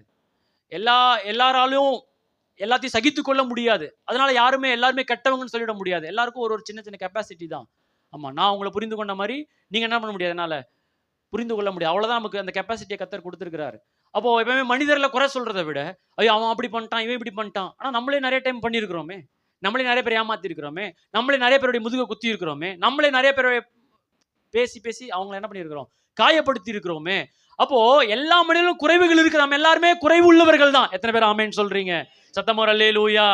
அப்போ எல்லாருமே குறைவுள்ளவர்கள் தான். ஆனால் அந்த குறைவோடு வாழ தேவையில்லை. அவர் கிட்ட வந்துட்டோம்னு சொன்னா அவர் கசப்பை மாற்றுகிற தேவனாக இருக்கிறார். அல்லேலூயா. அவர் எனக்காக சிலுவையில் அடிபட்ட நாள் அவருடைய தழும்புகளால் நான் சுகமாக இருக்க முடியும். அவர் எனக்காக தரித்திரரா மாறனால நான் ஐஸ்வர்யவானாய் வாழ முடியும். நிறைய பேர் நமக்கு ப்ராமிஸ் பண்ணிருக்காங்க, அதை செய்யறேன் இதை செய்யறேன், பண்ணாம போயிருக்கலாம். ஆனா என் தேவன் எப்பவுமே மாறாதவராக இருக்கிறார். அவர் என் மேல வைத்த வாக்குத்தத்தங்கள் என்றும் மாறாதது. கையை வைத்து சொல்லுங்களேன், கசப்பின் சூழ்நிலைகளில் இயேசுவை கொண்டு வரும்போது சொல்லுங்க மதுரமாக மாற்றுகிறார். சொல்லுங்க, அவர் நன்மையாய் மாற்றுகிறார். அப்போ இந்த மாறாவின் தண்ணீர் வரும்போது குறிப்பிட்ட மரத்தை காண்பிக்கிறாரு. அது இயேசுவின் சிலுவை கடையாளம். அந்த மரத்துல இருந்து வெட்டி அது உள்ள போட்டோன்னே அது என்னவா மாறிடுச்சு. அதுக்கப்புறம் தான் ஆண்டவர் ஒரு வாக்குத்தத்தத்தை கொடுக்குற. என்ன வாக்குத்தத்தம்? 26 வசனம் பாருங்க. கசப்புல இருந்து சுகம் ஆன உடனே என்ன நடக்குதா? நீ உன் தேவனாய கர்த்தரின் சத்தத்தை கவனமாய் கேட்டு அவர் பார்வைக்கு செம்மையானவைகளை செய்து அவர் கட்டளைகளுக்கு செவி கொடுத்து அவருடைய நியமங்கள் யாவும் கை கொண்டா. எல்லாரும் சேர்ந்து, நான் எகிப்துக்கு வர பண்ணின வியாதிகளில் ஒன்றையும் உனக்கு நானே உன் பரிகாரியாகிய கர்த்தர் என்றார். தண்ணீர் சுகமாகிட்டு சொல்ற வார்த்தை என்னன்னா, கசப்பை சுகமாயிட்டு ஆண்டு சொல்றாரு, உன் வாழ்க்கையை மாத்திரம் கசப்பை மாத்திரவன் அல்ல, உன் சரீர சுகத்தையும் என்னால மாற்ற முடியும். அப்ப இந்த கசப்புக்கும் இந்த வியாதிக்கும் சம்பந்தம் இருக்கிறது. எத்தனை பேர் ஆமேன்னு சொல்றீங்க? நிறைய வியாதிகள் நம்ம ஏன் வாழ்க்கையில சுமந்து கொண்டிருக்கிறோம்னா, அநேக வியாதிகள் கசப்பின் நிமித்தமா தான் சுமந்து கொண்டிருக்கிறோம். அப்போ இன்றைக்கு அப்படிப்பட்ட கசப்போடு நாம் இருப்போம்னு சொன்னா கர்த்தர் ஒரு தெய்வீக சுகத்தால நம்மளை நிரப்புகிறவராக இருக்கிறார். அல்லேலூயா. பக்கத்துல கை பிடிச்சு சொல்லுங்க, கசப்போட வாழ தேவையில்லை. எப்பவுமே அவன் எனக்கு அப்படி பண்ணிட்டான், இவன் எனக்கு இப்படி பண்ணிட்டான், இவன் எனக்கு நல்லதே செய்யல, ஆமா என்னுடைய வளராததுக்கு இவன் தான் காரணம், எங்க அப்பா அம்மா நல்லா இருந்தா நான் நல்லா இருந்திருப்பேன், ஐயோ என் சொந்தக்காரங்களாம் இப்படி இருக்கிறாங்களே, ஐயோ இவங்க அப்படி இருக்கிறாங்க, அவங்க அப்படி நம்ம கசப்போடு வாழ வாழ நம்ம சரீரத்தை நமக்கு எடுத்து கொண்டு இருக்கிறோம். ஆனா ஆண்டவர் சொல்றாரு, நீ கசப்புல இருந்து உனக்கு விடுதலை ஆக்கிட்டனா நீ எப்படி இருப்பேன்னா சுகத்தோடு உன்னால வாழ முடியும். ஏன்னா உனக்கு எந்த வியாதி இல்லாம நானே உனக்கு பரிகாரியாக இருப்பேன். அல்லேலூயா. எனக்கு ஒரு சாட்சி வாசித்தேன் பாருங்க. பாலியாங்கி சோக்கிட்ட ஒருத்தர் ஜெபிக்க வந்திருக்கிறாரு. ஜெபிக்க வந்தவர் சொன்னாரா, எனக்கு பிளட் கேன்சர், சாவர ஸ்டேஜில் இருக்கிறேன், எனக்காக ஜெபிங்கன்னாராம். உடனே பாலியாங்கி ஆவியானவர் சொன்னாரா, பாலியாங்கி சோக்கிட்ட பெரிய தெரியல, பாலியாங்கி சோ யாருன்னு, பெரிய கொரியாலே பெரிய ஊழியரை மறித்து விட்டார். இப்போ இன்றைக்கு இல்லை அவர். அப்போ ஆவியானவர் சொன்னா, இப்படியாக ஜோம் பண்ணாத, இவன் நிறைய கசப்போடு இருக்கிறான் அப்படின்னாராம். உடனே பாலியாங்கி சோ கேட்டாராம், என்னாச்சு, எதனால உனக்கு இந்த கேன்சர் வியாதி வந்துச்சு, உன் வாழ்க்கையை பத்தி கொஞ்சம் சொல்லு, நான் அப்புறமா ஜோம் பண்றேன் அப்படின்னா. அவன் சொன்னானா, நான் நல்லா தான் வாழ்ந்துட்டு இருந்தேன், எனக்கு கல்யாணம் ஆச்சு, ஆர்மியில் வேலை கிடச்சிது, இப்போ நான் ஆர்மிக்கு போயிட்டேன். நான் வேலை செய்வதற்கு கிட்டத்தட்ட 8 வருஷம் கிட்ட நான் அங்கேருந்து நான் வேலை செஞ்சு என் மனைவிக்கு நல்ல பணங்கள் அனுப்பினேன், வீடு வாங்கினா, நல்ல ஐஸ்வர்யமாக வாழ்ந்துட்டு இருந்தா. 8 வருஷம் கழிச்சு நான் திரும்பி என் குடும்பத்தை பார்க்க நான் வந்தேன். வரும்பொழுது ஏர்போர்ட்டில் நான் வந்து நிற்கிறேன், இன்வைட் பண்ண எல்லாருமே வந்துருந்தாங்க, மனைவியை தவிர எல்லாருமே வந்திருந்தாங்க. சரி மனைவியை பார்க்கலான்னு வீட்டுக்கு போனா அவன் இல்லவே இல்லை. அப்புறம் கேட்டா, நான் அனுப்பிச்ச பணத்தெல்லாம் வாங்கி வேற ஒருத்தன் கூட போய் அவர் கல்யாணம் ஆகி செட்டில் ஆயிட்டான்னு சொல்றாங்க. என்னால் ஏற்றுக்கொள்ளவே முடியல. அப்போ அந்த அந்த கசப்புனால என்னை ஏமாத்திட்டாள், எனக்கு துரோகம் பண்ணிட்டாள், அந்த கசப்புனாலே எனக்கு இந்த பிளட் கேன்சர் வந்துருச்சு அப்படி சொல்லும் போதே அவர் காதுல இருந்து மூக்குல இருந்து ரத்தம் வந்துட்டே இருந்ததாம். உடனே அவர் சொன்னாராம், தலையில கை வச்சுட்டு, இந்த name of Jesus I forgive my ஒய்ஃப்னு சொல்லி, இயேசுவின் நாமத்தில் என் மனைவியை மன்னிக்கிறேன்னு சொல்லி. அவர் சொன்னா, சொல்லவே மாட்டேன், அது எப்படினால சொல்ல முடியும், இல்ல சொன்னா உனக்கு விடுதலை. கஷ்டப்பட்டு அந்த வார்த்தையை சொல்ல ஆரம்பிச்சேன், இயேசுவின் நாமத்தில் என் மனைவியை நான் மன்னிக்கிறேன் மன்னிக்கிறேன் மன்னிக்கிறேன்னு சொல்லும் போதே இமைப்பொழுதிலே பிளட் கேன்சர்ல இருந்து கர்த்தர் விடுதலை கொடுத்தாராம். எத்தனை பேர் ஆமேன்னு சொல்றீங்க? சத்தமா ஒரு அல்லேலூயா. தேவன் உங்களை என்னையும் மன்னிச்சிருக்கிறார்ல. எப்பேற்பட்ட பாவியா இருந்தோம், எப்படிப்பட்ட துன்மார்க்கத்துல இருந்தோம், எப்படிப்பட்ட அசுத்துல இருந்தோம், நம்மளையே அவர் மன்னித்து இருக்கிறார்னா நாம ஏன் மன்னித்து வாழக்கூடாது? நாம ஏன் மதுரமா வாழக்கூடாது? நாம ஏன் கிறிஸ்துவை பிரதிபலிக்கிற வாழ்க்கையா வாழக்கூடாது? எத்தனை பேர் ஆமேன்னு சொல்றீங்க? கையை வைத்து சொல்லுங்க, கிறிஸ்துவனை மன்னித்து விட்டார். சொல்லுங்க, இவ்வளவு பெரிய பாவி அவரே மன்னிக்கும் போது சொல்லுங்க, நானும் மற்றவர்களை மன்னிக்கிறேன். சொல்லுங்க, கசப்புக்கு நான் இடம் கொடுக்க போறது இல்ல. சொல்லுங்க, கசப்புக்கு இடம் கொடுத்து வியாதியோடு வாழ போறது இல்ல. சத்தமோர அல்லேலூயா. ஒரு 2 நிமிஷம் கையை உயர்த்தி யாரெல்லாம் மன்னிக்கணும்னு நினைக்கிறீங்களோ, ஆண்டவரே நான் உங்களை மன்னிக்கிறேன் இயேசுவின் நாமத்துல. நான் வியாதியோடு வாழ தேவையில்லை ஆண்டவரே. பல வியாதிக்கு நான் கசப்போடு வாழ்வதுதான் காரணம் என்றால், இன்னைக்கு அப்படிப்பட்ட கசப்புகள் இன்றைக்கு என் வாழ்க்கையில நிர்மூலமாகட்டும். அந்த கசப்பெல்லாம் இன்றைக்கு இயேசு கிறிஸ்துவை பார்க்கும்போது என் வாழ்க்கையில் இருக்கிற கசப்புகள் எல்லாம் மதுரமாய் மாறுவதாக, மதுரமாய் மாறுவதாக. இயேசுவின் நாமத்தில் என் வாழ்க்கையில் இருக்கிற எல்லா பொறாமைகள், எல்லா வன்கண்கள், நிறைய பேரை பார்த்து நான் பொறாமப்படுறேன், நிறைய பேரை பார்த்து நானே வைத்தறிச்சல் படுறேன், அப்படிப்பட்ட வைத்தறிச்சல் எல்லாம் நிர்மூலமாகட்டும் இயேசுவின் நாமத்தில். எல்லாம் மதுரமாய் மாறுவதாக. நல்லா கரங்களை தட்டி ஆண்டவரை மகிமைப்படுத்துவோமா? ஓ ராஷா காதாராபா. இன்றைக்கு கசப்பிலிருந்து விடுதலையாகி எல்லா வியாதியிலும் இருந்தும் கர்த்தர் எனக்கு விடுதலையை தந்து கொண்டிருக்கிறார். ஹல்லேலூயா. பக்கத்துல ஒரு 4 பேரையா சொல்லுங்க, நான் உங்களை மன்னிக்கிறேன்னு சொல்லிடுங்க டக்குன்னு. நான் உங்களை மன்னிக்கிறேன், நான் உங்களை மன்னிக்கிறேன், நான் உங்களை மன்னிக்கிறேன். ஒருவேளை நம்ம மனசுல கூட நினைச்சிருக்கலாம், இந்த மேசா பையன்லாம் என்ன படுபாவி அப்படின்னு நினைச்சிருக்கலாம், சரியா வரமாட்டேங்கிறான்னு. மன்னிக்கிறேன் மன்னிக்கிறேன், அவங்களெல்லாம் மன்னிக்கிறேன், என் மனைவி நிறைய திட்டிக்கிறேன், மன்னிக்கிறேன், எல்லாரையும் மன்னிக்கிறேன். அல்லேலூயா. சால்வ் ஆயிட்டோமா எல்லாரும்? யாருக்கு சண்டை இல்லையே, யாருக்கு மன வருத்தங்கள் இல்லையே? இல்ல, நான் சிஸ்டரை பார்த்து எனக்கு வைத்தறிச்சலா இருக்கு அந்த மாதிரி யாருக்கு இல்லை. அப்போ கசப்போடு வாழ்ந்தா வியாதியோடு வாழணும். கசப்பு இயேசு கிறிஸ்துவை பார்த்து கசப்புல இருந்து ஜெயம் பெற்றுட்டோம்னா வியாதியில இருந்து ஒரு விடுதலை கர்த்தர் தருகிறார். அல்லேலூயா. அப்போ ஒவ்வொரு தீர்வும் இயேசு கிறிஸ்துவுக்குள்ள அடங்கி இருக்கிறது, இயேசு கிறிஸ்துவின் வெளிப்பாட்டுக்குள்ள அடங்கி இருக்கிறது. 3வது அடுத்த அதிகாரம் 16ஆம் அதிகாரம், சீக்கிரம் வாங்க. 16ஆம் அதிகாரம். இப்போ மோசே கிட்ட அதே பாட்டை பாட ஆரம்பிக்கிறாங்க. என்ன பாட்டு?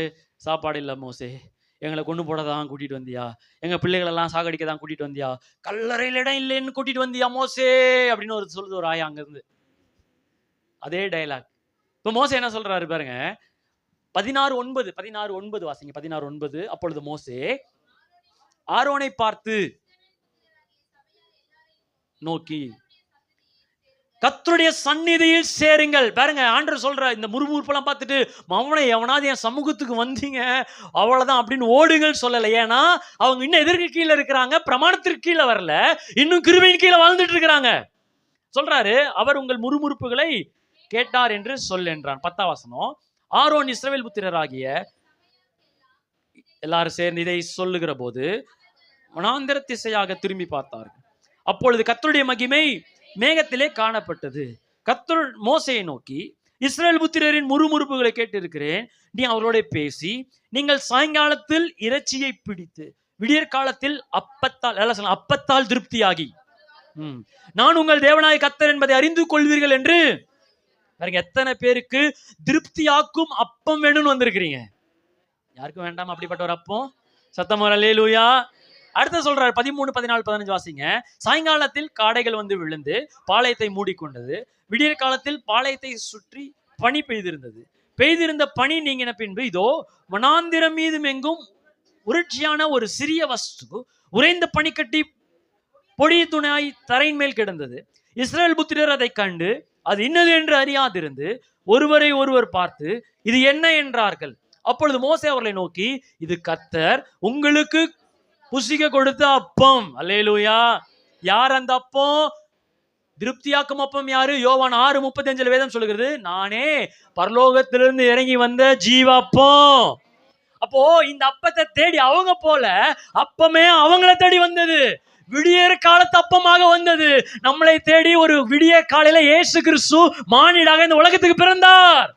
அதனாலதான் தூதர்கள் பாடும்போது உன்னதத்திலிருந்து ஒரு மகிமை என்ன பண்ணட்டும், உண்டாகட்டும். அப்ப பாருங்க, அந்த அந்த மன்னா வருவதன் முன்னாடி பனி வந்துச்சான். மன்னா யாருக்கு அடையாளம்? இயேசு கிறிஸ்துக்கு அடையாளம். மன்னாக்கு முன்னாடி வருகிற பனி யார்? அது யோவான் ஸ்நானகனுக்கு அடையாளம். பனி இப்படி கூட சொல்லலாம், கர்த்தருடைய தயவுக்கு, கர்த்தருடைய கிருபைக்கு அடையாளமாக இருக்கிறது. ஏன்னா ஜான் த பேப்டிஸ்ட்னாலே யோவானின் கிருபை, யெகோவாவின் கிருபை என்று அர்த்தம். அப்போ திருப்தியாக்குகிற அப்ப யாருன்னு சொன்னா இயேசு கிறிஸ்து. இந்த உலகத்துல நிறைய படிக்கலாம், நிறைய விஷயங்களை கத்துக்கலாம், அந்த கனவு, இந்த வேலை, அந்த வேலை, அந்த சம்பாத்தியம் எல்லாம் செய்யலாம். ஆனா எதுலயும் இல்லாத திருப்தி, அவர் நமக்கு திருப்தி கொடுக்கிற தேவனாக இருக்கிறார். ஆசீர்வாதங்கள் திருப்திப்படுத்துவதற்காக அல்ல, ஆசீர்வதிக்கப்பட்டவரோடு இருக்கும் போது நமக்கு திருப்தியாக தருகிறவராக இருக்கிறார். எத்தனை பேர் ஆமென் சொல்றீங்க? பக்கத்துல கைப்பிடி சொல்லுங்க, திருப்தியான ஒரு உணவு வேணுமா? சொல்லுங்க, திருப்தியான வாழ்க்கை வேணுமா? அது இயேசு கிட்டதான் இருக்கு. அல்லேலூயா. அப்போ ஒவ்வொரு நாள் வேதத்தை பார்க்கும்போது எனக்கு இயேசுவை காமிங்க, ஆராதிக்கும் போது என் இயேசுவை காமிங்க, பிரசங்கம் பண்ணும்போது, பிரசங்கத்தை கேட்கும் போது எனக்கு இயேசுவை காமிங்க. ஆமா, if you not satisfied with Jesus, இயேசு கிட்ட நீங்க திருப்தி அடையாம உலகத்துல எந்த விஷயத்திலும் நீங்க திருப்தியை பெற்றுக்கொள்ள முடியாது. அல்லேலூயா. இயேசு கிட்ட திருப்தியை பெறாம என்னதான் நீங்க வேலை செஞ்சாலும் திருப்தியால செய்ய முடியாது. என்னதான் நீங்க இயேசு கிட்ட திருப்தியை பெறாம என்னதான் நீங்க குடும்ப வாழ்க்கையில திருப்தியா வாழ முடியாது. என்னதான் நீங்க இயேசு கிட்ட திருப்தியை பெறாம ஊழியமே செஞ்சாலும் திருப்தியா அதை செய்ய முடியாது. நிறைய இருந்தாலும் நிறைவானவர் வந்தாதான் நம்முடைய வாழ்க்கையில நிறைவாய் மாறும். எத்தனை பேர் ஆமென் சொல்றீங்க? அப்போ இந்த உலகத்துல நம்பர் 1 ட்ரெஷர், இந்த உலகத்துல இருக்கிற நம்பர் 1 பொக்கிஷம் எதுன்னு சொன்னா நாலேஜ் ஆஃப் ஜீசஸ். இயேசு கிறிஸ்துவை அறிகிற அறிவுல தான் நம்முடைய வாழ்க்கையின் திருப்தியே இருக்கிறது. அல்லேலூயா. அடுத்த அதிகாரம் 17ஆம் அதிகாரம், யாத்திரையாகமம் 17ஆம் அதிகாரம். இப்போ 3 தீர்வு காட்டுறாரு. அங்க செங்கடல்ல இயேசு கிறிஸ்துவின் மரணத்தை வெளிப்படுத்துறாரு. அது நிமித்தம் ஒரு தீர்வு ஒரு ஏற்படுத்துகிறாரு. 2வது நம்ம பார்த்தோம், தண்ணீர், மாறாவின் தண்ணீர் என்னவா மாத்துறாரு? கசப்பான தண்ணீரை மதுரமா மாத்துறாரு. அதுல இயேசு கிறிஸ்துவை வெளிப்பாட பார்த்தோம். 3வது அப்பம் பார்த்தோம், அதுல இயேசு கிறிஸ்துவின் ஒரு வெளிப்பாட பார்க்கிறோம். 4வது பாருங்க, இங்க திரும்பவும் தண்ணீர் இல்ல, திரும்பவும் அதே டைலாக், எங்களை சாகடிக்கவா கூட்டிட்டு வந்த மோசே அப்படின்ட்டு ஆரம்பிக்கிறாங்க. உடனே மோசே என்ன சொல்றாரு? 17ஆம் அதிகாரம் 6ஆம் வசனம் பாருங்க. 17:6 கர்த்தர் சொல்றாரு, அங்கே ஓரேபிலே நான் உனக்கு முன்பாக கன்மலையின் மேல் இருப்பேன், நீ அந்த அங்க பேசுறவனெல்லாம் வாயில அடினான்னு சொன்னாரு. அந்த கிளவி இப்படி ரொம்ப பேசினே இருக்கு, அதாவது கரையாரு கரவல எங்க மோசே அப்படின்னு அது அடின்னு நான் சொன்னார். இல்ல, அந்த கண்மலை என்ன பண்ணு, ஏன்னா அந்த கண்மலை யாரு? அந்த கண்மலை தான் அவரு. அப்பொழுது ஜனங்கள் குடிக்க அதிலிருந்து தண்ணீர் புறப்பட்டு வரும் என்றார். அப்படியே மோசே இஸ்ரவேலின் மூப்பரின் கண்களுக்கு முன்பாக பாருங்க, நம்ம எல்லாரும் தாகம் தீர்க்கப்படுவதற்காக நம்ம அடிக்கப்பட தேவையில்லை, இயேசு நமக்காக அடிக்கப்பட்டார். உங்க வாழ்க்கையில் ஒரு சம்பவம் நடக்குது, ஒரு சூழ்நிலை இருக்குது, ரொம்ப குறைவுபாடுல இருக்கிறீங்க, என்னதான் அந்த பிரச்சனையும், நான் மட்டும் அந்த நல்லா இருந்திருந்தா இப்படி நடந்திருக்குமா அப்படின்ட்டு நம்மளே அடிச்சுக்க தேவையில்லை. எனக்காக ஏற்கனவே இயேசு கிறிஸ்து அடிபட்டு விட்டார். அவர் அடிக்கப்பட்டனால நான் பிசாசுகிட்ட அடி வாங்க தேவையில்லை. அவர் அடிக்கப்பட்டனால நான் வியாதிகிட்ட அடி வாங்க தேவையில்லை. நான் அடிக்கப்பட்டனால, அவர் அடிக்கப்பட்டனால நான் வறுமை கிட்டயோ வியாதி கிட்டயோ நான் அடிப்பட தேவையில்லை. இயேசு கிறிஸ்து எனக்காக அடிபட்டு விட்டார். எத்தனை பேர் ஆமென் சொல்றீங்க? கையை சொல்லுங்க, எனக்கான தீர்வு இயேசுதான். சொல்லுங்க, எல்லா பிரச்சனைக்கும் அவரே தான் தீர்வாக இருக்கிறார். ஒவ்வொரு நாள் நம்ம செய்ய வேண்டியதுன்னு சொன்னா, இயேசுவே நான் உங்களை பார்க்கணும், இயேசுவே உங்களை காட்டுங்க, இயேசுவே உங்க சிலுவையை காட்டுங்க, இயேசுவே உங்க உயிர்த்தெழுதலை காட்டுங்க. ஏன்னா அவருக்குள் தான் இப்படி வாழ்க்கையின் சகல பிரச்சனைக்குமான தீர்வுகளை கர்த்தர் அடக்கி வச்சிருக்கிறாரு. எத்தனை பேர் ஆமென் சொல்றீங்க? ஒருவேளை இன்னைக்கு உங்க வாழ்க்கையில எல்லா சூழ்நிலையும் அடைக்கப்பட்டிருக்குதா? சிலுவையை பாருங்க, உங்களுக்கான வழியை அவர் திறக்கிறவராக இருக்கிறார். ஒருவேளை பலவித வியாதியோடு நீங்க வந்திருக்கிறீங்களா? வாழ்க்கையில கசப்பு நிறைஞ்சு வந்திருக்கிறீங்களா? இயேசுவை பாருங்க, அந்த வாழ்க்கையை, கசப்பான வாழ்க்கையை அவர் மதுரமாய் மாற்றுகிறார். என் வாழ்க்கையில தண்ணீர் இல்லைன்னு வந்திருக்கிறீங்களா? நான் என்னை அடிக்கணும், நான் சரியில்லை, நான் தான் அப்படின்ட்டு உங்களே நீங்க அடிச்சுக்கிட்டு, உங்களே நீங்க காயப்படுத்திக்கிட்டு, நான் செத்துடுறேன் அப்படிங்கிற உங்களை காயப்படுத்துகிற நிலைமையில வந்திருக்கிறீங்களா? இல்ல, நீங்க அடிக்கப்பட தேவையில்லை, உங்களுக்காக அவர் அடிக்கப்பட்டு விட்டார். அது நிமித்தம் உங்களுக்கு ஜீவ தண்ணீர் உண்டு. எத்தனை பேர் ஆமென் சொல்றீங்க? திருப்தியோட வாழ்வதற்கு ஒரே ரகசியம் என்னன்னா, அந்த திருப்தியாக்குகிற அப்பத்தை பார்த்துட்டா போதும், நம்முடைய வாழ்க்கை திருப்தியால் மாறும். எழும்பி நின்று கேட்க போற, ஆண்டவரே இன்னும் நாங்க அறியணும், ஆண்டவரே இன்னும் நான் உங்களை பார்க்கணும், I want to see you Lord, ஆண்டவரே இயேசுவை நான் பார்க்கணும். எத்தனை பேருக்கு அந்த வாஞ்சை இருக்குது? என் மகள் வந்து அடிக்கடி நைட் டைம்ல கேட்பா, ஏசப்பா ஏசப்பான்னு சொல்றீங்களே, எப்போ அந்த ஏசப்பாவை நான் பார்ப்பேன்? நான் ஏசப்பா எப்படி இருப்பேன்? நான் சொன்னேன், ஏசப்பா என்ன மாதிரியே தான் இருப்பாரு, தாடி வச்சிருப்பாரு, அவன் என்ன மாதிரி ஹேண்ட்ஸமா இருப்பாரு அப்படின்னு நான் என் மகள் கிட்ட. இப்போ அவளுக்கு வாஞ்சை, இயேசுவை நான் பார்க்கணும். அப்படிப்பட்ட ஒரு வாஞ்சை எத்தனை பேருக்கு இன்னைக்கு வேணும்? நான் இயேசுவை நான் பார்க்கணும். I want to see Jesus. எல்லா பிரச்சனைக்கும் there is a solution in the revelation of Jesus. எல்லா பிரச்சனைக்குமான தீர்வு இயேசு கிறிஸ்துவின் வெளிப்பாட்டுக்குள்ள தான் கர்த்தர் வச்சிருக்கிறாரு. ஓ ராஷா கதரா லா ஷேதரேபே. ஒருவேளை இன்னைக்கு செங்கடல் முன்னாடி நீங்க நிக்கிறீங்களா? ஒருவேளை உங்க முன்னாடி செங்கடல் பிரகாய்த்து ஓடுகிறதா?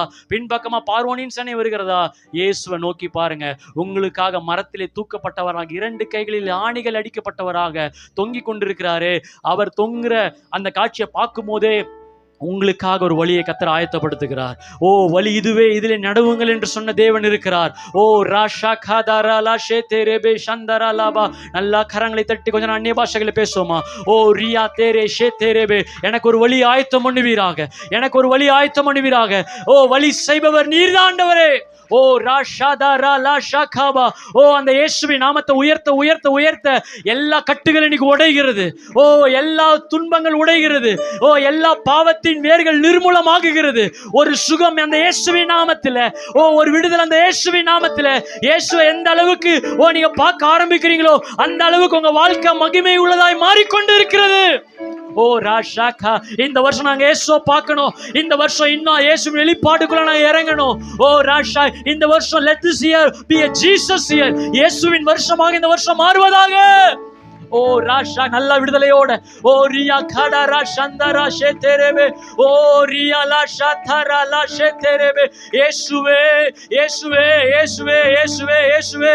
ஓ உங்களை உயர்த்துகிறோம், உங்களை உயர்த்துகிறோம். ஓ நீரே எல்லாவற்றிற்கும் காரணர், நீரே சர்வ வல்லவர், நீரே சர்வ ஞானி, நீரே வல்லமை உள்ளவர், நீரே நித்திய பிதா, நீரே சமாதான காரணர்.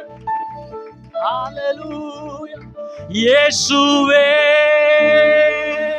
இயேசுவே உம் நாமமே உயரணும். சேர்ந்து சொல்லுவோம். இயேசுவே இயேசுவே இயேசுவே உம் நாமமே. உங்க நாமம் உயரணும், உங்க நாமம் உயரணும், என்று மேன்மை அடையணும். பாடுவேன் பாடுவோம். ஹalleluya. உங்க நாமம் உயரணும் இயேசுவே. எங்க வாழ்க்கை உங்களை மாத்திரம் உயர்த்துகிற வாழ்க்கையா மாறட்டும். பாடுவோம் அல்லேலூயா. பெருங்காற்றும் அடங்கி போகும், பெருங்காற்றும் அடங்கி போகும், எக்கடலும் வழி திறக்கும். உங்க நாமம் உயர்த்தும் போது கண்மழையும். ஆமென். பெருங்காற்று இன்னைக்கு உங்க வாழ்க்கையில் இருக்கிற எல்லா பெருங்காற்றும். ஓ ராஷாதாரா லா ஷேதேரேபே. ஆமென். இரு கரங்களை உயர்த்தி இயேசுவே இயேசுவே உம் நாமமே உயரணும். அல்லேலூயா. இயேசுவே இயேசுவே சொல்லும் போதே ஒரு விடுதலை. ஓ அந்த மாறாவின் கசப்பை கர்த்தர் மதுரமாக்குகிறார். பெருகணும். அல்லேல் ஒரு விசை இயேசுவே இயேசுவே இயேசுவே நாமமே உம் நாமமே. ஓ ராஷாகதரா ஷேதேரேபே. உங்க நாமம் உங்க நாமம். ஓ இயேசுவே ஓ நாமமே பெருகணும். அல்லேலூயா. உங்க நாமம் உயரணும், இன்று மேன்மை அடையணும். பாடுவேன் பாடுவோம் அல்லேலூயா. உங்க நாமம் உயரணும், இன்று மேன்மை அடையணும். பாடுவேன் பாடுவோம் அல்லேலூயா. எத்தனை பேர் விசுவாசிக்கிறீங்க? என் வாழ்க்கை